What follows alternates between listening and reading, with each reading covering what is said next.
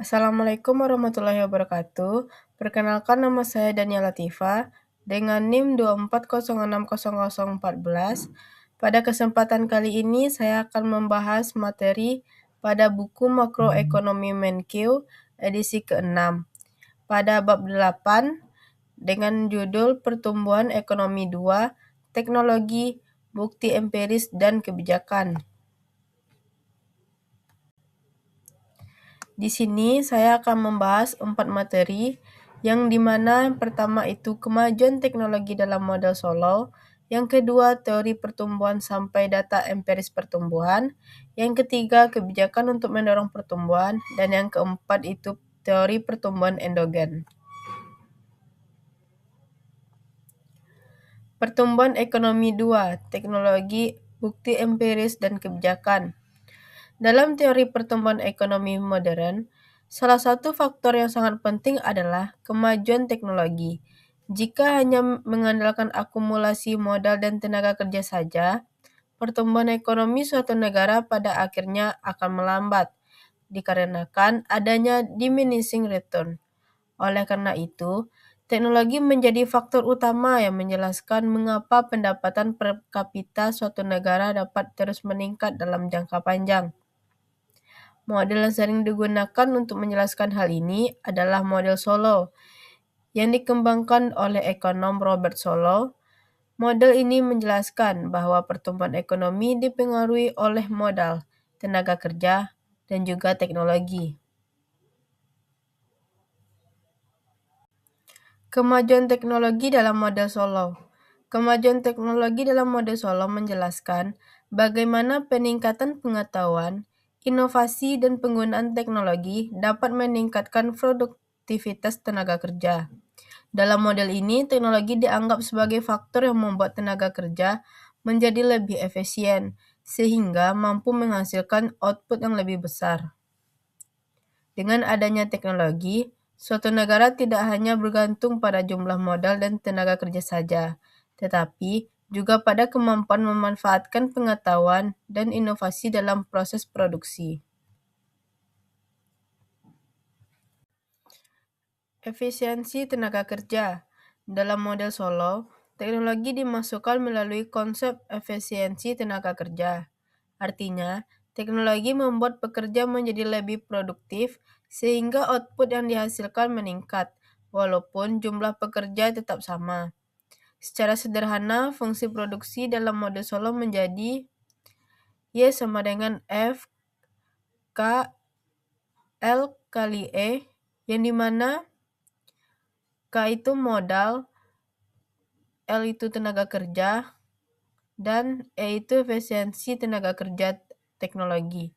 Jika teknologi meningkat, maka efisiensi tenaga kerja juga meningkat, sehingga setiap pekerja mampu menghasilkan lebih banyak barang dan juga jasa. Di sini terdapat contoh kasus dari efisiensi tenaga kerja. Contoh sederhana bisa dilihat pada sektor pertanian. Dahulu petani menggunakan alat tradisional sehingga produktivitasnya rendah.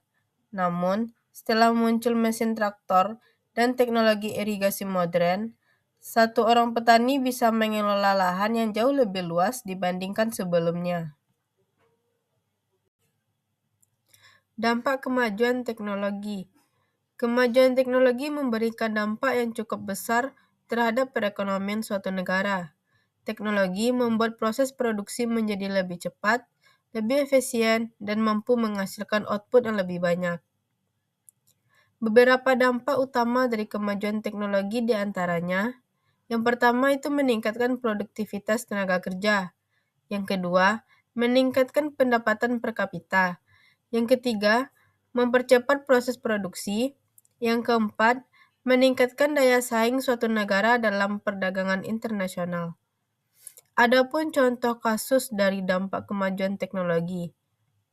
Perkembangan teknologi digital seperti aplikasi transportasi online dan e-commerce membuat kegiatan ekonomi menjadi lebih mudah dan efisien, sehingga mampu meningkatkan aktivitas perdagangan. Nah, di sini bisa kita lihat Kurva mode Solo dengan teknologi.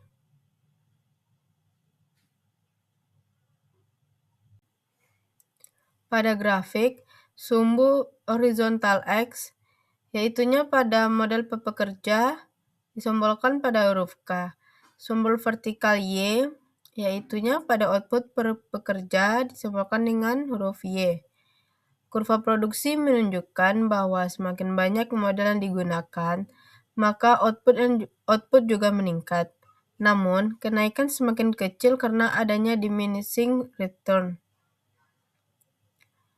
Ketika teknologi meningkat T1 ke T2, T2 ke T3, kurva produksi bergeser ke atas, yang artinya dengan jumlah model yang sama, output yang dihasilkan menjadi lebih besar. Maka inilah alasan mengapa teknologi menjadi faktor utama dalam pertumbuhan ekonomi jangka panjang.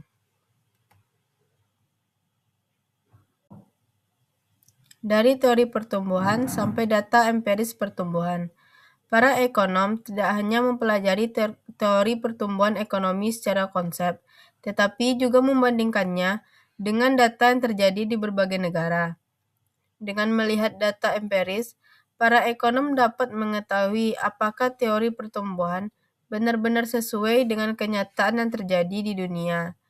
Dari penelitian tersebut, muncul beberapa konsep penting seperti pertumbuhan seimbang, konvergens, dan perbedaan antara akumulasi faktor produksi dengan efisiensi produksi.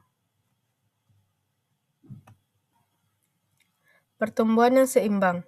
Pertumbuhan seimbang berarti bahwa dalam jangka panjang berbagai variabel ekonomi seperti output, modal, konsumsi, dan investasi tumbuh dengan tingkat yang relatif sama. Kondisi ini menunjukkan bahwa perekonomian berkembang secara stabil tanpa mengalami ketimpangan yang terlalu besar. Adapun contoh kasus dari pertumbuhan yang seimbang. Amerika Serikat dalam jangka panjang menunjukkan pertumbuhan ekonomi yang relatif stabil karena adanya perkembangan teknologi dan investasi yang konsisten. Selanjutnya itu konvergens. Teori konvergens menyatakan bahwa negara yang memiliki tingkat pendapatan rendah cenderung memiliki pertumbuhan ekonomi yang lebih cepat dibandingkan negara maju. Hal ini terjadi karena negara miskin memiliki peluang lebih besar untuk mengejar ketertinggalan melalui investasi dan adopsi teknologi dari negara yang lebih maju. Di sini terdapat contoh kasus dari konvergens, yang dimana beberapa negara di Asia seperti Vietnam dan Cina mengalami pertumbuhan ekonomi yang sangat tinggi karena mereka mengadopsi teknologi dan meningkatkan investasi industri. Akumulasi faktor versus efisiensi produksi. Pertumbuhan ekonomi dapat berasal dari dua sumber utama, yaitunya akumulasi faktor produksi dan efisiensi produksi. Akumulasi faktor produksi berarti peningkatan jumlah modal dan tenaga kerja. Sementara itu, efisiensi produksi berkaitan dengan kemampuan menggunakan teknologi dan pengetahuan untuk menghasilkan output yang lebih besar dengan sumber daya yang sama. Banyak penelitian menunjukkan bahwa perbedaan tingkat pendapatan antar negara lebih banyak dipengaruhi oleh efisiensi produksi, bukan hanya jumlah modal atau tenaga kerja. Di sini terdapat contoh kasus dari akumulasi faktor versus efisiensi produksi. Dua negara bisa memiliki jumlah pekerja yang sama, tetapi jika salah satu negara memiliki teknologi produksi yang lebih maju, maka output yang dihasilkan akan jauh lebih besar. Kebijakan untuk mendorong pertumbuhan. Untuk mencapai pertumbuhan ekonomi yang berkelanjutan, pemerintah perlu menerapkan berbagai kebijakan yang tepat. Kebijakan tersebut bertujuan untuk meningkatkan investasi, mendorong inovasi, dan menciptakan lingkungan ekonomi yang mendukung kegiatan produksi. Dalam model pertumbuhan ekonomi, Beberapa kebijakan dianggap sangat penting karena dapat mempengaruhi tingkat pertumbuhan suatu negara.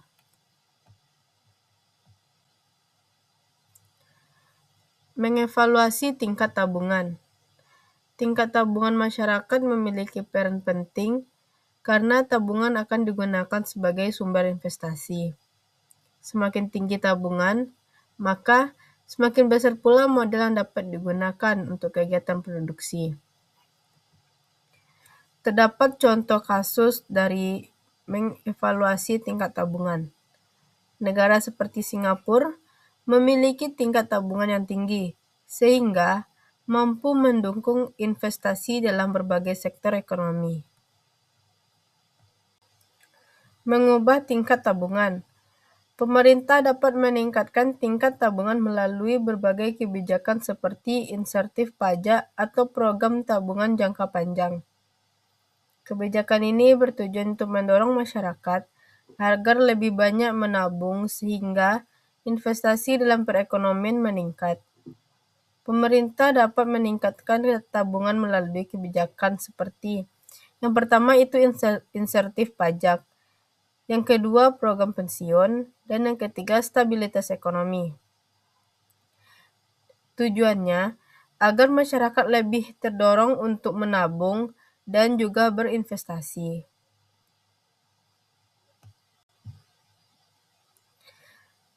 Mengalokasikan investasi perekonomian. Selain meningkatkan jumlah investasi, pemerintah juga perlu memastikan bahwa investasi tersebut dialokasikan pada sektor yang produktif, seperti infrastruktur, pendidikan, dan juga teknologi. Di sini terdapat contoh kasus dari mengalokasikan investasi perekonomian. Pembangunan jalan tol dan pelabuhan dapat memperlancar distribusi barang sehingga meningkatnya aktivitas perdagangan. Membangun institusi yang tepat. Institusi yang kuat seperti sistem hukum yang jelas, perlindungan hak milik, dan pemerintahan yang stabil sangat penting untuk menciptakan lingkungan ekonomi yang sehat. Dengan institusi yang baik, investor akan lebih percaya untuk menanamkan modalnya. Mendorong kemajuan teknologi. Kemajuan teknologi merupakan salah satu faktor utama dalam pertumbuhan ekonomi jangka panjang. Oleh karena itu, pemerintah perlu mendorong kegiatan penelitian, pendidikan, dan inovasi agar teknologi terus berkembang. Di luar mode Solo, teori pertumbuhan endogen. Mode Solo menganggap bahwa teknologi sebagai faktor yang berasal dari luar model. Namun, dalam teori pertumbuhan endogen, teknologi justru dianggap sebagai hasil dari aktivitas ekonomi itu sendiri, seperti penelitian, pendidikan, dan inovasi. Teori ini menekankan bahwa investasi pada pengetahuan dan sumber daya manusia dapat mendorong pertumbuhan ekonomi secara berkelanjutan. Di sini terdapat contoh kasus dari teori pertumbuhan endogen, yang dimana perusahaan teknologi besar terus melakukan penelitian dan pengembangannya untuk menciptakan produk baru. Inovasi tersebut tidak hanya meningkatkan keuntungan perusahaan, tetapi juga meningkatkan produktivitas ekonomi secara keseluruhan. Nah, di sini terdapat kesimpulan dari materi yang sudah saya bahas tadi. Secara keseluruhan, pertumbuhan ekonomi dalam jangka panjang tidak hanya dipengaruhi oleh modal dan tenaga kerja saja, tetapi juga oleh kemajuan teknologi. Dalam model pertumbuhan yang dikembangkan oleh Robert Solow, teknologi berperan meningkatkan efisiensi tenaga kerja, sehingga produksi dan pendapatan masyarakat dapat terus meningkat. Selain itu, berbagai data empiris menunjukkan bahwa perbedaan pertumbuhan ekonomi antar negara tidak hanya disebabkan oleh jumlah sumber daya, tetapi juga oleh kemampuan negara tersebut dalam meningkatkan efisiensi produksi dan memanfaatkan teknologi. Negara yang mampu mengembangkan inovasi dan meningkatkan kualitas sumber daya manusia cenderung memiliki pertumbuhan ekonomi yang lebih cepat. Nah, oleh karena itu, pemerintah perlu menerapkan kebijakan yang tepat, seperti meningkatkan investasi, membangun institusi ekonomi yang baik, serta mendorong perkembangan teknologi. Dengan kebijakan tersebut, pertumbuhan ekonomi akan dapat berlangsung secara berkelanjutan dan mampu meningkatkan kesejahteraan masyarakat.